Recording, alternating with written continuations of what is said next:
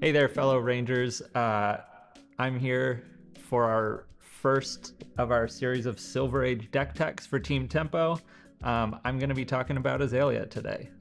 She might seem like a strange choice to start our deck tech series with because she is not well represented in the meta in any way whatsoever. She's my favorite hero, and I'm one of the 7 people who won a skirmish during season 14 with Azalea, and so I figured that I could probably kill 2 birds with 1 stone by actually creating some Azalea content, as well as leveraging the expertise I have to let people know how the deck works. To start, we're going to talk about Azalea. She is a talentless ranger. She has 1 hero ability. It says once per turn action, put a card from your arsenal on the bottom of your deck. If you do, put the top card of your deck face up into your arsenal. If it's an arrow card, it gains dominate until end of turn. So this is her big thing, is that she dominates arrows. So she wants to be sending 1 giant arrow every turn, and it's going to make it very difficult for your opponents to block it. And so what she's wanting to do is play 1 arrow and 2 or 3 pumps for that arrow every turn. You want to hit your opponent fast, hit them hard, and put some on hits on that arrow to sort of disrupt them so they can't hit you back. The first thing I will say about playing Azalea is that dominate is fun. Sending a giant arrow that your opponent can only block with 1 card is fun. The problem with doing that is that Azalea plays 50%, at least in my list, 50% arrows that block for 3 and 50% pumps, which block for 2. And so if your opponent only blocks with 1 card in their hand, that means they have 3 or 4 cards to swing back at you on their turn. And so don't fall into the trap of trying to dominate every single arrow, because that's going to lose you more games than it wins you. Save it for Azalea's sort of 1 play that she has in Silver Age, is going first, dominating an arrow and getting a bunch of damage through. Do everything you can to dominate that arrow on turn 0, and then don't go out of your way to dominate arrows too bad until you're trying to kill your opponent. So what is our game plan? We're wanting to activate our bow every single turn. Death Dealer is the best bow in Silver Age, probably aside from Voltaire. It's the best bow that was ever printed. You can see here, once per turn action for 1 resource. If you have no cards in your arsenal, you can put an arrow from your hand face up into your arsenal and draw a card. So this is allowing you to filter your hands. If you have 2 arrows in your hand and 2 pumps in your hand, you can pitch 1 arrow, load 1 arrow, hopefully draw another pump. So you're sending 1 arrow with 3 pumps for, on average, 13 or so damage. That's really good. We want to be activating this every single turn if we can, which means we need to plan ahead. We don't want to be putting an arrow in our arsenal at the end of our turn, because we're not going to have an easy way to get it out of the arsenal, and Death Dealer needs our arsenal to be empty. So we want to be ending our turn with either no card in arsenal or a pump in arsenal that we can play at the start of our turn. That's going to let us utilize Death Dealer to its fullest extent. Our quiver is the only legal quiver that Azalea can play in Silver Age, so congratulations, the game has made the choice for you. It's not the best. It says whenever an arrow is put face up into your arsenal from your deck, you can pay a resource and put an aim counter on that arrow. For the most part, that's not going to be relevant. We have a couple of arrows that interact with aim counters. Infecting Shot is one of them. Here, it just gives it 1 extra damage.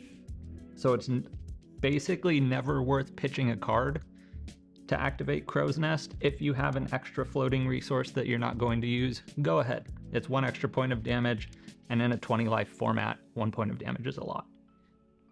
Now to the actual equipment suite here, we've got Talismanic Lens. This is just an equipment piece that blocks for 0 and allows you to opt to.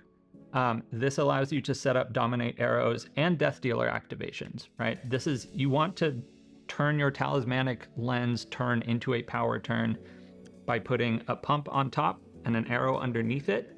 So you can activate Death Dealer, draw the pump, then activate Azalea, get the arrow into your arsenal. Now it's dominated, right? So This is the very specific play that we want to be doing with Talismanic Lens if we can. If we can't, it's fine to just know what we're seeing and to be able to plan ahead. Blossom of Spring is a great equipment piece in a deck that, as you can see here, runs almost exclusively red cards. Getting that one resource once per game is a huge deal. I try my best to save it for a Death Dealer activation. All right, if I'm getting to use that resource, instead of having to pitch a card, I'm getting an extra draw on this turn, so I'm having a 5 or 6 card hand. And that can convert into, you know, upwards of 19 or 20 damage, depending on what cards you've got. Bullseye Bracers were at 1 point banned in this game.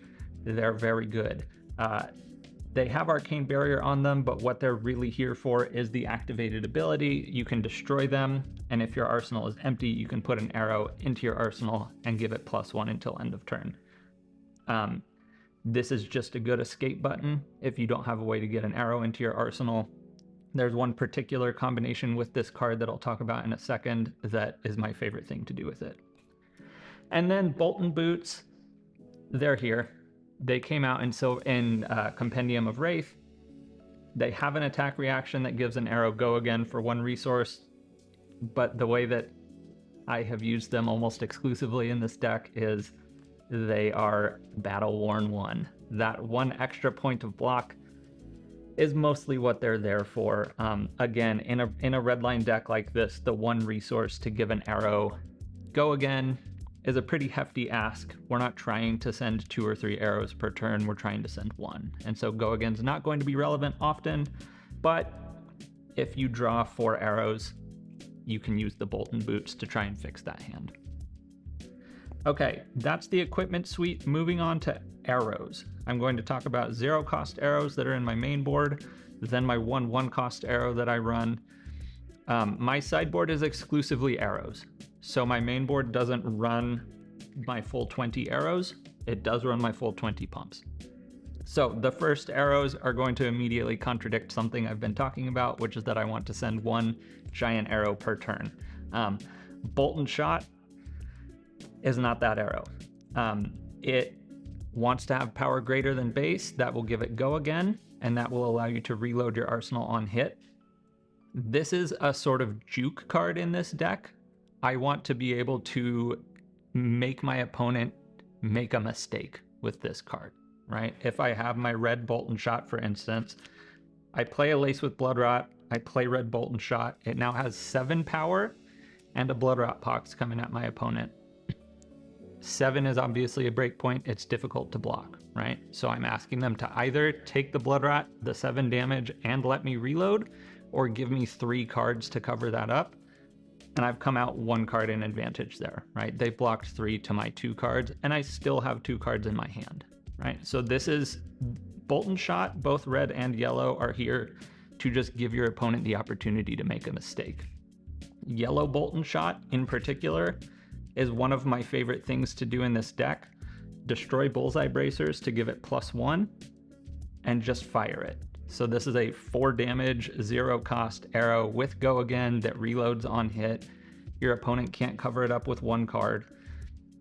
It's just frustrating to deal with. This is the only go again card in the deck. The rest of the arrows we're looking to just send 1 giant arrow. Dry Powder Shot has probably become my favorite arrow in this deck. When it's put face up into the arsenal, it gets +2. So at the absolute worst, this is a 0 cost 5 damage arrow. In practice, it ends up being a whole lot more than that, especially when you dominate it, right? That 0 for 5 is a really huge deal. You can't get that rate anywhere except Rangers. The other 0 cost arrow that I'm running in the main board is Searing Shot. This is going to be an arrow that you're going to have to explain to your opponent every time you play it because it's 4 damage, but on hit, they lose 1 life.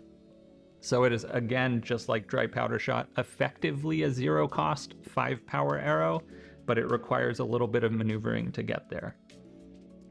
The only 1 cost arrow that I'm running in the main board is Infecting Shot. I'm running reds and yellows of this arrow.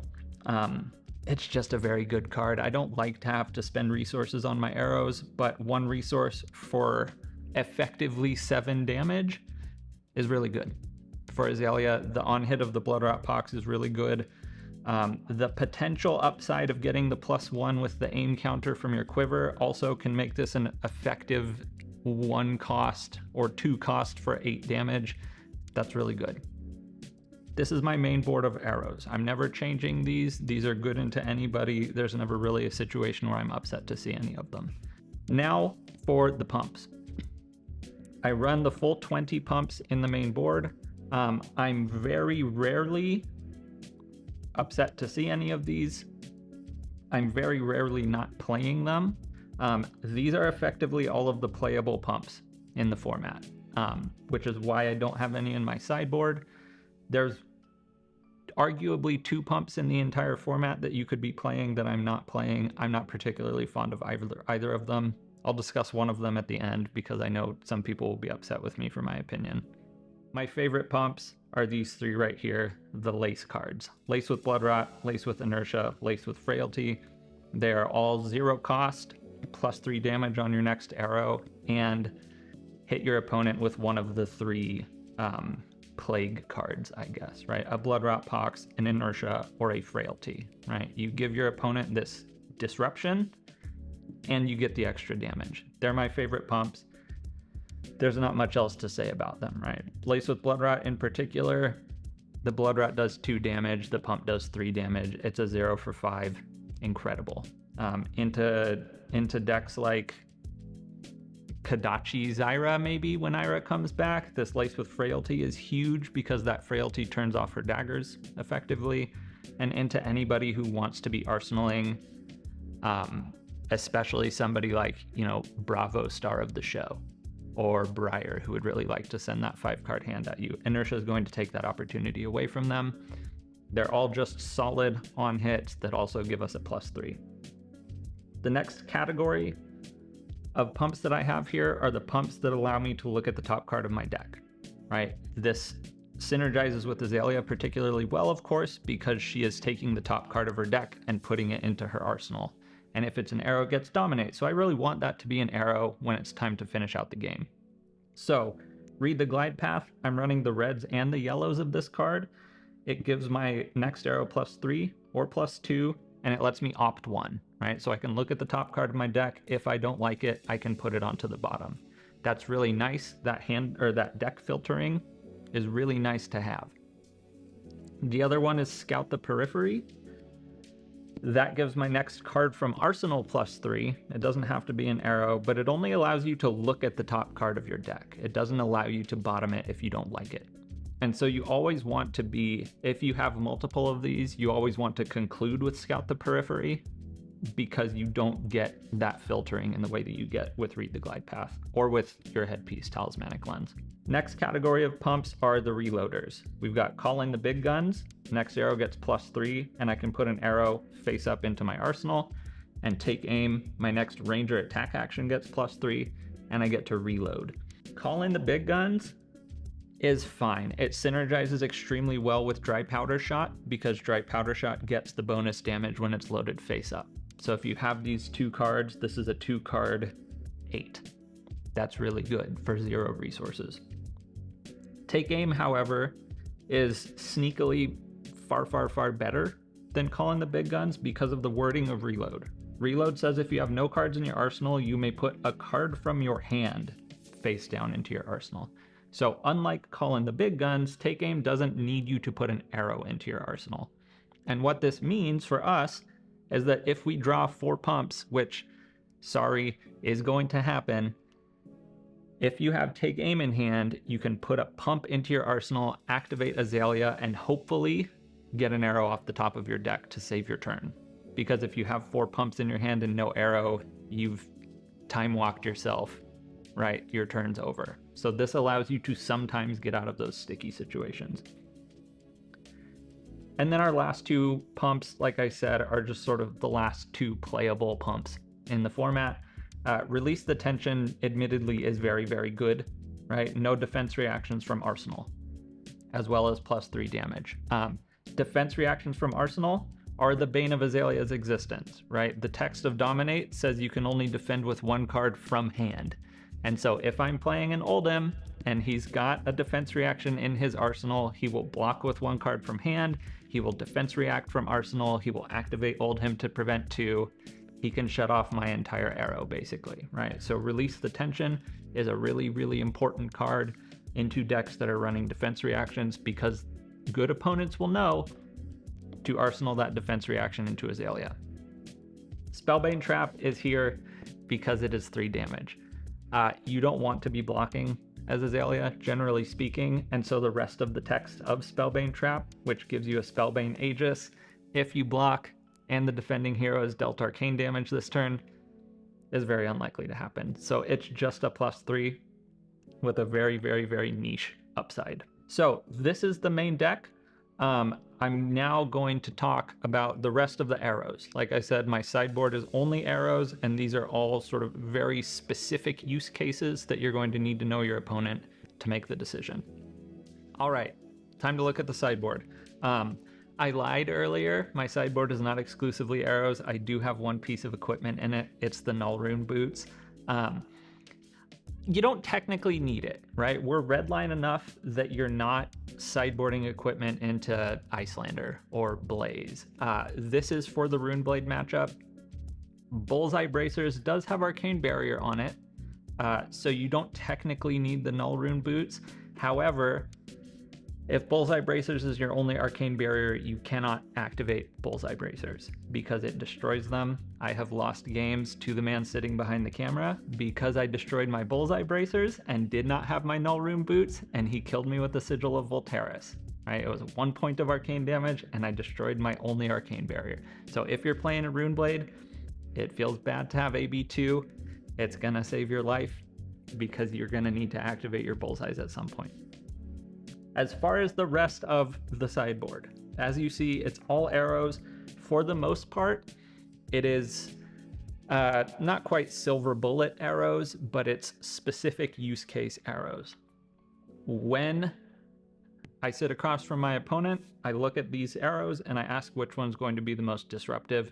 Normally it's pretty easy to decide, right? So we see here, Drill Shot. When this hits a hero, put a -1 counter on an equipment they control. This is fairly self-explanatory, right? We're not playing it into the ninjas, who probably don't have any block on their equipment. We're playing it into Icelander. We're playing it into Guardians. We're playing it into Brutes to a lesser extent. Fatigue Shot. When this hits, we have the base attack damage of the first attack action that your opponent plays next turn. Again, horrible into the ninjas, horrible into Rangers because it's the base damage. Very good into Brutes, very good into Guardians, right? Whoever's wanting to send 1 giant attack at you, this is going to disrupt their turn really aggressively. Hamstring Shot is what we're doing for our ninjas, right? If this hits, we're taxing their first attack next turn by 1 resource. Redline decks like ourselves really don't want to have to pay a resource to do something, right? So this is getting a card out of Briar's hand. This is getting a card out of Phi's hand, right? This is a huge deal. They're not going to be able to go 5 wide on us. It's going to be more 3 or 4 now if this hits. And they don't want to block it because it's swinging for 5, and that's going to get 2 cards. Murkmire Grapnel is probably the most niche of the silver bullet cards here. Damage dealt by it cannot be prevented. What that means is if you're playing against Enigma, her ward auras are all going to explode and they're not going to prevent any damage. If you're playing into Ziggy, if you're seeing a Ziggy, same thing. Or if your opponent's playing Oasis Respite, this turns off Oasis Respite, right? So this is just a good situational card when you know it's going to be relevant. I'm going to skip Ridge Rider Shot for a second and move over to Sleep Dart. Sleep Dart, when it hits, just erases your opponent's hero text. So sometimes this doesn't matter. Wizards don't care about this because it turns off the hero text for their turn. The Draconic Ninjas really hate this because they can't buy back their stuff. Bravo really hates this because he can't give his arsenal to attack dominate. Bolton really doesn't like this because he doesn't get his pluses on his attacks. He doesn't give his attacks go again. Just read the text of your opponent's hero, and if you say, oh, they would be really devastated to not get to do this for a turn, we're playing Sleep Dart. Widowmaker is one that gets discussed somewhat often. I think a lot of people look at its second line of text, which says if it's defended by fewer than 2 cards, it gets +3. That is very strong, right? A 1-cost 7 damage card is very strong, but that's pretty easy to get around, right? 1 card and a piece of equipment is 2 cards, and so it turns that off. Widowmaker is here for the first line of text. Defense reactions cannot be played to its chain link. So again, if we're talking about an opponent that's going to be depending on defense reactions, Guardians, Enigma, the Rune Blades a little bit, if they're running Reduced to Rune Chant, or if they're running Sigil of Suffering, this is great, because you've clogged up their arsenal and now they can't use it. And then I do run 1 blue in this deck. It's in my sideboard. It is exclusively for the Rune Blade matchup. There's a lot of discussion over what the blue should be if you're only running 1 blue. A lot of people like Infecting Shot because it's a 3 damage arrow if you have to fire it, but the Bloodrot Pox is 2 more damage, so it's a 1-cost 5 damage. That's not terrible. I ended up landing on Sedation Shot because I think that the inertia is going to be more effective against the matchups where I want to be running this. So you're keeping Briar off of her arsenal, right? That's a big deal. You don't want her to be able to have 5-card hands. Ridge Rider Shot, I skipped it. Let's come back to it. Ridge Rider Shot is the card where you've gone through every other arrow, you've picked the ones that apply, and you've still got 2 slots left. That's when you pick Ridge Rider Shot. It is admittedly very, very good in Azalea, right? If it is put into your arsenal face up, you opt 1, right? So this is just more checking the top card of your deck. This is more trying to get that dominated arrow into your arsenal. That's never a bad thing. It's just not specific in the way that all of these arrows are, right? So Ridge Rider Shot is the just nothing else applies. Let's go with this one. Generally speaking, I'm sideboarding in 8 arrows. I try to only do 4 more 1-cost arrows because of how redline this deck is. I don't want to flood myself with 1-cost arrows. I don't want Fatigue Shot, Hamstring Shot, Sleep Dart, Widowmaker. Because I've already got 4 Infecting Shots in the main board, I'm basically guaranteed to be having to pay a resource for an arrow. So try to go 2 1-costs, 2 0-costs, whatever that be. Season to taste, right? Whatever feels like it's going to work best in the matchup. Trust your gut. You got this. I want to talk about one card that I left out, which is Point the Tip. Whenever I have shared the list that I won the skirmish with, people always comment on this card. I did have it in that list. It is admittedly a very dangerous card to run. If we see the text here, target face-up arrow in your arsenal gains +3 until end of turn. Put an aim counter on it.